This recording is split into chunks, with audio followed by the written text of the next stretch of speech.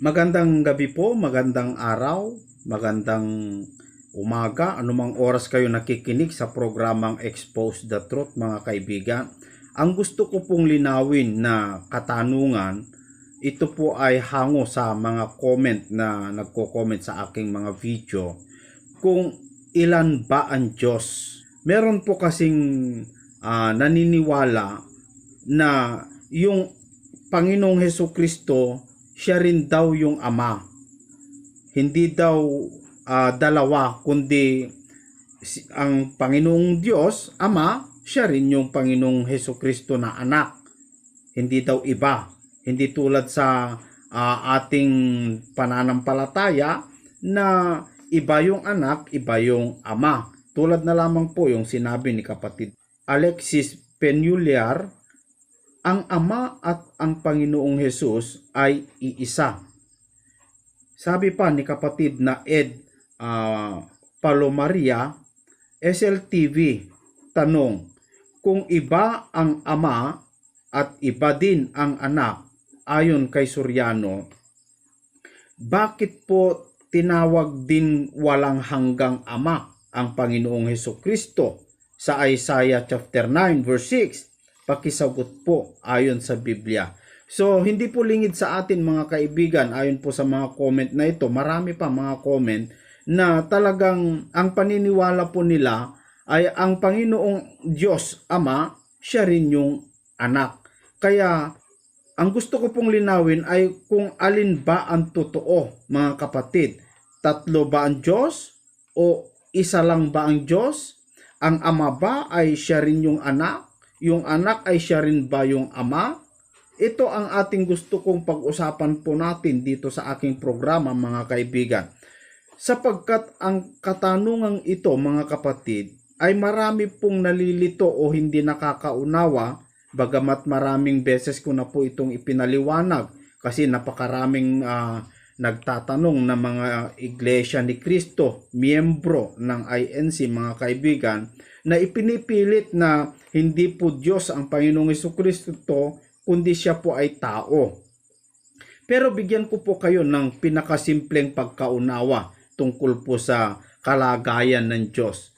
Ang tanong kasi na ilan ba ang Diyos ay yun ay tinatawag na general question mga kapatid. Ang dapat natin malaman, dapat alam natin kung ano yung kalikasan, ano yung kalagayan, para maunawaan natin kung ano ibig sabihin ng Diyos. Itong Diyos kasi mga kaibigan ay yung Ama ay Diyos, yung anak ay Diyos, yung Espiritu ay Diyos. Sila po ay magkakapareho mga kaibigan, na ang kalikasan nila ay Diyos. No? Tulad po sa tao, ang kalikasan ng tao, tao. Pero iba si Adan, iba si Eva, iba si Abel, iba si Cain, iba si Abraham, iba si David. Magkakaiba lahat po ito mga kaibigan. Pero ang kanilang kalikasan ay iisa lang, tao. So ganun lang po kasimple mga kaibigan. Kung ang tanong ay kalagayan naman, ang kalagayan ng ama ay ama. Ang kalagayan ng anak ay anak. Ang kalagayan ng espiritu ay espiritu. So, ang ama hindi po siya yung anak. Yung anak ay hindi po siya ang espiritu Santo, at yung Espiritu Santo hindi siya yung Ama. So magkakaiba po sila sa kalagayan o posisyon. Dapat po malaman natin yan mga kaibigan. Ganun lamang po kasimple para maunawaan natin yung agila, ibon. Yung kalapati, ibon. Yung manok, ibon. Pero iisa po ang tawag sa kanila, ibon. Ganun din sa isda. Ganun din sa tao. Ganun lamang po mga kaibigan para maunawaan po natin. Hindi naman natin maipagkakaila mga kaibigan. Napakahirap po kasing tanggapin ng mga hindi po bukas ang pangunawa tungkol po dito na nakabasa lamang po ng talata, mga kaibigan, ay kung ano yung nabasa niya, yun na yun. Tulad na lamang po ito, magbigay po ako ng isang talata, mga kapatid, dito po sa Isaiah chapter 45, dito po sa verse 5, ako ang Panginoon at walang iba. Liban sa akin ay walang Diyos. Aking bibigkisan ka, bagaman hindi mo ako nakikilala. May sinabi po dito na ako ang Panginoon at walang iba. Liban sa akin ay walang Diyos. So, ito yung ginagamit po ng mga oneness o ang mga miyembro ng INC, Iglesia ni Cristo, mga kaibigan, na tignan mo, isa lamang daw ang Diyos, wala nang iba. Yung Ama, siya lang ang Diyos. Yun po ang kanilang pinaninindigan, mga kaibigan. Pero dapat malaman natin, hindi ibig sabihin nakabasa ka ng isa, talagang isa na lang yon, mga kapatid. Meron po kasi yung tinatawag na absolute one at compound one. Ano po ang ibig sabihin nito? Parang yung isang pamilya. Ang pamilya, for example, si Rodrigo Borja, no? Ang apelyido niya ay Borja. Si Cesare Borja, si Giovanni Borja. Pare-pareho ang kanilang apelyido, isa lang, Borja. Pero ang Rodrigo, hindi siya yung Cesare, ang Cesare, hindi siya yung Giovanni. Pero pare-pareho silang Borja at pare-pareho silang masama, kapatid na kabornok. Pare-pareho silang na masama, mga kaibigan, itong mga paring ito, mga kapatid. So, yun po ang ibig kong sabihin na yung isa, hindi ibig sabihin na talagang isa lang. May tinutukoy na maaring isa lang ang pagkabigkas, pero may tinutukoy isang family, mga kapatid. Tulad yung choir o yung banda. May gitara, may organ, may drum, may bass guitar, mayroon pong singer. Pero ang tawag dito ay band, mga kaibigan. Alam ko, nauunawaan nyo yung aking ibig sabihin. So, ganun lamang po kasimple, mga kapatid, para maintindihan natin kung ano nga ba itong tinatawag na Diyos. Ang Diyos kasi, mga kaibigan, ay katawagan yun o nature. Ang nature po kasi ng anak ay Diyos. Ang nature po ng ama ay Diyos. Ang nature po ng Espiritu ay Diyos. Ang lahat ng ito, mga kaibigan, ay makikita natin sa Biblia na talaga po sila ay hindi po ang ama, siya rin yung anak, siya rin yung ama. Dito po sa Korinto, Kapitulo 12, sa versikulo 4 hanggang 6, ganito ang ating mababasa. Ngayon, may iba't ibang mga kaloob, datapwat iisang espiritu. So, may iba't ibang kaloob, sabi ng Biblia. Ngunit isa lang ang espiritu.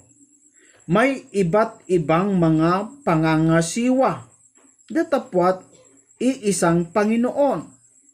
May iba't ibang paggawa, datapwat iisang Diyos na gumawa ng lahat ng mga bagay sa lahat. So, meron tinatawag na isang espiritu, isang Panginoon, at isang Diyos. Tumutukoy dito sa tatlong personalidad na iba yung isa lang yung espiritu, isa lang din yung Panginoon, isa lang din yung Diyos. Itong tatlo, mga kapatid, sila po yung tinatawag na Diyos na tunay, mga kaibigan. Pero sa tatlong ito, mga kaibigan, hindi po sila iisa. Ang ibig kong sabihin, mga kaibigan, iba yung ama, iba yung anak, iba yung Espiritu Santo. Pero pare-pareho silang ang tawag sa kanila o ang kalikasan nila o nature nila ay Diyos, pare-pareho mga kaibigan. Ang katunayan na iba talaga, magkakaiba po talaga sila ay dito po sa John chapter 14 sa verse 16. Ganito po ang ating mababasa. At ako'y dadalangin sa Ama, yung anak po ang nagsasalita. Sabi niya, at ako'y dadalangin sa Ama. Tumutukoy sa ibang person. At kayo'y bibigyan niya ng ibang mang-aaliw upang siyang sumainyo magpakailanman sa makatuwid bagay ang espiritu ng katotohanan. Third person. So, dito makikita mo may tatlong personalidad dito sa versikulo na ito, na yung anak dadalangin sa Ama, na yung Ama para magsugo ng Espiritu Santo, mga kaibigan. So dito pa lang makikita mo, hindi po yung anak ay siya yung Ama. Napakaliwanag po mga kapatid, napakadaling intindihin kung yung ating isipan, yung ating puso, ay buksan lang natin para makita at maunawaan po natin. Pero ang lahat ng mga ito, sa tatlong ito mga kaibigan, ay sinasabi po dito sa Efeso, sa tatlong ito mga kaibigan, sinasabi o tinuturo ng Apostol Pablo, dito po sa Efeso chapter 4 verse 4, may isang katawan, no?